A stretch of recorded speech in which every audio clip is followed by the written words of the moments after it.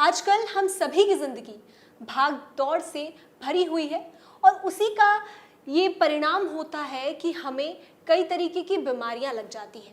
उसी में से एक होती है बोन्स से जुड़ी बीमारियां या हमारी स्पाइन यानी रीढ़ की हड्डी से जुड़ी बीमारियां। और उन्हीं सब पर आज हम चर्चा करने वाले हैं कि कैसे इस लाइफस्टाइल में हम अपने आप को हेल्दी बना सकते हैं। मेरे साथ में आज मौजूद हैं डॉक्टर हिमांशु त्यागी, जो कि सीनियर कंसल्टेंट ऑर्थोपेडिक हैं और उन्होंने बहुत से ऐसे कारनामे किए हैं जिससे उन्होंने लोगों की रीढ़ की हड्डी ठीक की है और अगर किसी को कोई डिफॉर्मिटी थी उसको ठीक किया है। आज इस सभी पर बातचीत करेंगे। डॉक्टर साहब, बहुत बहुत स्वागत है इंडिया टीवी पर। सबसे पहले मैं यही जानना चाहूँगी कि आपके पास में कौन सी बीमारी वाले पेशेंट ज़्यादा आते हैं, यानी कि जो भी बोन से जुड़ी बीमारियां हैं उसमें सबसे ज़्यादा कौन आपके पास आते हैं? नॉर्मली जब हम ऑर्थोपेडिक ओपीडी की बात करते हैं तो हमारे पास 70% पेशेंट होते हैं बैक पेन और नी पेन के। बाकी के 30% जो पेशेंट्स होते हैं वो जैसे नेक पेन के हुए या elbow pain, frozen shoulder, ankle pain या फिर स्पोर्ट्स इंजरीज, इस तरह के होते हैं। But majority of the patient जो आते हैं वो आते हैं बेसिकली नी पेन, खास तौर से वो जो बड़ी उम्र के लोग हैं जिनको नी अर्थराइटिस है, या बैक पेन वाले जो आजकल हम देख रहे हैं काफ़ी यंग लोग आ रहे हैं because of work from home culture या प्रोलॉन्ग लैपटॉप यूज़ पे जिनका काम रहता है। तो इसलिए आजकल बैक पेन और नी पेन ही हमारे दो मेजर प्रॉब्लम्स हैं जो कि इंडियन पॉपुलेशन को अफेक्ट कर रहे हैं। घंटों हम लैपटॉप के सामने बैठे हैं, अगर हम ऑफिस में भी हैं तो भी हम घंटों चेयर पे बैठे हैं, जिसकी वजह से बैक में दर्द लोगों को होता रहता है अमूमन, और डॉक्टर के पास भी नहीं जाते। जब वो बहुत ज़्यादा बढ़ जाता है तब जाते हैं। तो ऐसे में वो वार्निंग सिग्नल क्या है हम सभी के लिए जो लोग इस लाइफस्टाइल में हैं? हम सबसे पहले ये कहते हैं कि अगर किसी को 45 की एज के नीचे परसिस्टेंट बैक पेन रहता है, परसिस्टेंट बैक पेन का मतलब है वो बैक पेन जो 1.5 महीने से ज़्यादा चल रहा है, इधर ऑन एंड ऑफ रहे या फिर पेन किलर्स लेके ही कंट्रोल हो, then that is a warning signal कि आपको एक बार डॉक्टर को कंसल्ट ज़रूर करना चाहिए। जो नॉर्मल हमारा डेटा रहता है या जो मेडिकल रिकॉर्ड्स हैं वो कहते हैं कि हर इंडिविजुअल को before the age of 30 years 2 से 3 बार बैक पेन के एक्यूट एपिसोड्स तो होते हैं, जैसे कभी खेलते हुए हो गया या कभी गिरने से हो गया। So those are exceptions. But अगर किसी को क्रोनिक बैक पेन रह रहा है बिना किसी इंसिडेंट्स के, खास तौर से उन लोगों में जिनका कि एज ग्रुप हम यंग मान के चल रहे हैं जैसे 45 के नीचे, अगर उनको क्रोनिक बैक पेन रह रहा है then that should be taken as a warning sign. तो फिर उस सिचुएशन में उसको पेशेंट को ये सोचना चाहिए कि क्या कारण है। जैसे काफ़ी लोग मोटापे की वजह से बैक पेन के शिकार हैं, कुछ लोग प्रोलॉन्ग सिटिंग की वजह से, कुछ लोगों का पोस्चर ख़राब रहता है, भले उनको कम टाइम के लिए बैठना है लेकिन पोस्चर ख़राब है। तो उन सिचुएशंस में भी ऐसा देखा गया है कि यंग एज में ही बैक पेन जो है वो बहुत कॉमन हो जाता है। सर, चूँकि बैक पेन कॉमन हो जाता है, ऐसे में पोस्चर डिफॉर्मिटी के भी जो दिक्कत है वो लोगों में सामने आती है, चाहे वो सर्वाइकल से जुड़ी हुई हो या स्पॉन्डिलाइसिस की हो। सर, ऐसे में कैसे इससे बचा जाए, कैसे बैठा जाए? एक कोई पोस्चर आप बता सके कि ऐसे हम बैठें या इतने मिनट पे हम वॉक कर लें या इतने मिनट पे हम खड़े हो जाएं?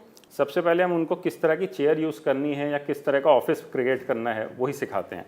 जैसे अगर मैं अपनी कुर्सी पे बैठा हूँ तो सबसे पहले उसमें हैंड रेस्ट होनी चाहिए दोनों तरफ, ताकि अगर मुझे प्रोलॉन्ग बैठना है या लैपटॉप पे कुछ टाइप भी करना है तो मेरी एल्बोज सपोर्टेड रहें। सेकेंडली, जो मेरा बैक का एंगल है that should be around 110 degrees. 110 is the best angle जो कि किसी भी बैक का होना चाहिए जब हम कोई चेयर खरीदते हैं। थर्डली, जब हम देखते हैं अगर हमारे फुट सपोर्टेड नहीं है, जैसे अगर अभी तो मेरी इस चेयर की हाइट परफेक्ट है कि मेरे पैर नीचे ज़मीन पर सपोर्टेड है, उसके अलावा जब हमारा बैठने का पोस्चर है, अगर हम आगे ऐसे होके बैठ रहे हैं जब हमारी लोअर बैक सपोर्टेड नहीं है, that also leads to back pain. तो हमारी जो लोअर बैक है वो हमेशा कुर्सी के पीछे के भाग से ऐसे सटी होनी चाहिए। तो अगर वो सटी है, हमारी एल्बोज सपोर्टेड हैं, हमारा जो लैपटॉप है या जो कंप्यूटर है that should be at the level of our eye. जैसे अगर मेरी कंप्यूटर की स्क्रीन जो है वो मेरी आई के लेवल पे नहीं है, मेरे को गर्दन नीचे करके देखना पड़ रहा है या गर्दन ऊपर करके देखना पड़ रहा है, that also puts a lot of pressure on my upper back.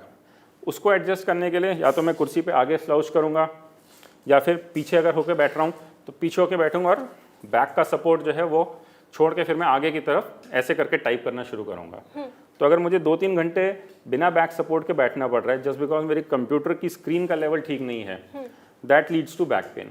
तो खास तौर से जो अभी हमने देखा वर्क फ्रॉम होम कल्चर में या लॉकडाउन में भी काफ़ी लोगों के पास घर में अच्छी ऑफिस स्पेस नहीं थी, बेसिकली उनके पास घर में लैपटॉप्स थे तो वो सोफ़े पे बैठ के काम कर रहे हैं या बेड पे टेढ़े होकर काम कर रहे हैं।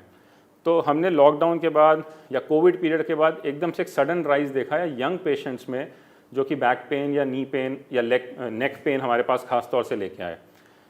पहले कोविड पीरियड से पहले हम ये देखते थे कि यंग एडल्ट जो आते थे वो आते थे बैक पेन ज़्यादा लेके, बट आफ्टर कोविड अब हम देख रहे हैं कि नेक पेन के इंसिडेंसेस बहुत बढ़ रहे हैं। That is probably because of poor posture. जैसे घर पे ऑफिस चेयर नहीं थी, एकदम से लॉकडाउन लग गया, सोफे पे बैठ के काम कर रहे हैं तो उसमें नीचे ऐसे गर्दन करके टाइप कर रहे हैं तो नेक पेन बढ़ गया। तो उस तरह के सिम्टम्स हुए। क्योंकि डॉक्टर आप नेक पेन की बात कर रहे हैं, तो ये जो मोबाइल है ये हमारे साथ अब 24 घंटे रहता है, तो हमारी क्या पोस्चर होना चाहिए? क्योंकि हम अमूमन ऐसे बैठे रहते हैं या कभी ऐसे बैठे हैं या एक फ़ोन इधर से चला रहे हैं, ऐसे चला रहे हैं, तो कैसे बैठें कि फ़ोन जो हमारे हाथ में है तो हमारी नेक इससे बच सके? ये एक टर्मिनोलॉजी है जिसे कहते हैं हम नेक टेक्स्ट सिंड्रोम। बेसिकली क्या होता है, जैसे अगर मैं अपना मोबाइल यूज़ कर रहा हूँ तो अगर मैं ध्यान नहीं रखूँ पोस्चर का तो सबसे पहली चीज़ जो आती है, अगर मैंने एल्बो यहाँ पे सपोर्ट करके रखा है चेयर पे तो मैं अपनी गर्दन झुका के नीचे टाइप करूँगा। जो स्टडीज़ कहती हैं वो ये कि जब हमारे गर्दन का एंगल 70 डिग्रीज तक नीचे चला जाता है, 70 डिग्रीज तक नीचे जाने से जो प्रेशर है हमारी स्पाइन की इंटरवर्टिबल डिस्क पे वो 3 गुना हो जाता है। तो आइडियल इज़ कि अगर हम गर्दन सीधी रख रहे हैं, बट ऐसे करके टाइप करना ऑफ कोर्स बहुत मुश्किल काम है। बेस्ट इज़ कि अगर हम गर्दन 30 डिग्रीज तक ही टिल्ट करें और थोड़ी सी कोहनियाँ ऊपर लाके तब टाइप करें। जब हम बहुत नीचे पोस्चर में जाके करते हैं, जैसे ऐसे करके अगर कुछ लोग टाइप कर रहे होते हैं, जब गर्दन में एकदम एक्यूट बेंड होता है, that is when problem starts to happen, because उस वक्त डिस्क पे इतना प्रेशर आ जाता है कि वो नर्व्स भी दबाने लगते हैं और कुछ लोगों को हाथों में पैरों में सुनपन शुरू हो जाती है। सो बेस्ट इज़ एल्बोज को थोड़ा ऊपर लाएं, मोबाइल को थोड़ा ऊपर लाएं। 30 degree is the ideal inclination that your neck should have when you are typing. Sir जैसे आपने कहा कि जब हम इसको कंटिन्यूस यूज़ में रखते हैं तो ये सुन्न होना शुरू हो जाता है, और ऐसी कौन सी प्रॉब्लम्स आती हैं और इनसे कैसे बचा जा सकता है, और साथ ही इलाज क्या है इसका?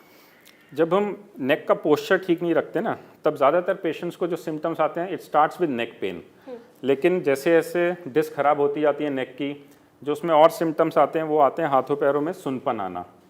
सुनपन आने के भी बहुत कारण होते हैं। जैसे अगर हम मोबाइल की बात करें तो अगर हम कलाई को सीधा रख के मोबाइल पकड़ रहे हैं तो वो काफ़ी ठीक पोस्चर है जिसमें कि रिस्ट पे प्रेशर नहीं आ रहा। लेकिन कुछ लोगों का ऐसा होता है कि वो कलाई को एक्यूट बेंड करके मोबाइल पकड़ते हैं, जैसे ऐसे पकड़ करके पकड़ा, तो जब कलाई बेंड होने लगती है उससे यहाँ पे एक नर्व प्रेस होने लगती है, जिसकी वजह से हाथ में कार्पल टनल सिंड्रोम नाम की बीमारी होती है। या कुछ लोग जैसे मोबाइल पे बात कर रहे हैं, बहुत देर तक एल्बो को ऐसे बेंड करके रखते हैं। किसी ने लंबी बात करी 40 मिनट के करीब की, उससे क्या होता है यहाँ पे एक नर्व होती है वो दबने लग जाती है, तो उससे हाथ में फिर सुनपन भारीपन शुरू हो जाता है। तो मोबाइल रिलेटेड ऐसी बहुत सारी चीज़ें हैं जो आजकल हम ज़्यादा देख रहे हैं, क्योंकि लॉकडाउन में या पोस्ट कोविड एरा में मोबाइल यूज़ एकदम से बढ़ गया, हर चीज़ टेक्नोलॉजी ड्रिवन हो गई। एक चीज़ और जो बड़ी कॉमनली आजकल हम मोबाइल के साथ में देख रहे हैं उसको कहते हैं स्मार्टफोन थंब। काफ़ी लोगों को आप देखेंगे तो उनको थंब में यहाँ पे पेन शुरू हो जाता है। This is because of excessive typing. तो ये जो जॉइंट होता है हमारे थंब के बेस का, इसमें अर्थराइटिस शुरू हो जाता है। पहले हम ये देखा करते थे कि 60 साल के लोगों में या उसके बाद हो रहा है, बट थैंक्स टू स्मार्टफोन ही आजकल 30 साल के लड़के भी हमारे पास आ रहे हैं जिनको यहाँ पे पेन हो रहा है। तो उनको फिर हम हिदायत देते हैं कि या तो वो अपना टाइपिंग कम करें या फ़ोन में जो स्पीच टू टेक्स्ट सॉफ्टवेयर हैं वो इंस्टॉल करें या डिक्टाफोन यूज़ करें, so that they don't have to type for long hours. जो स्टाइलस वाले फ़ोन हैं जिसमें कि पेन आता है, जैसे मेरे फ़ोन में है, तो अगर मुझे कोई चीज़ लंबी लिखनी है कभी, तो instead of using my thumb I type it, so this is better. तो मोबाइल रिलेटेड काफ़ी लाइफस्टाइल इश्यूज हो रहे हैं, starting from neck, elbow, wrist, thumb. ये सारी चीज़ें ऐसी हैं कि we can, if we know कि कैसे इनको अवॉइड करना है, तो हम अपनी लाइफ काफ़ी कंफर्टेबल कर सकते हैं। अदरवाइज़ जो दिक्कतें पहले हमें 60 साल के लोगों में आती थी, जैसे थंब का अर्थराइटिस, वो आज हम 30 साल वालों में भी देख रहे हैं। इसी तरह से यहाँ पे जो नर्व दबने का सिम्टम है, जो लोग लंबे समय तक मोबाइल गर्दन पर कान पे लगा के बात करते हैं, वो सिम्टम बड़ा कॉमनली आ रहा है। तो उसमें कभी कभी हमें इस नर्व को अगर बहुत ज़्यादा दिक्कत हो जाती है तो इसकी सर्जरी भी करनी पड़ रही है। सर्जरी तक बात पहुंच जा रही है? Rarely yes, and it is unfortunate कि यंग पेशेंट्स में भी सर्जरी की ज़रूरत पड़ रही है। अगर आपको हमारा ये वीडियो पसंद आया तो हमारे चैनल को सब्सक्राइब करना ना भूलें और ज़्यादा से ज़्यादा शेयर करें।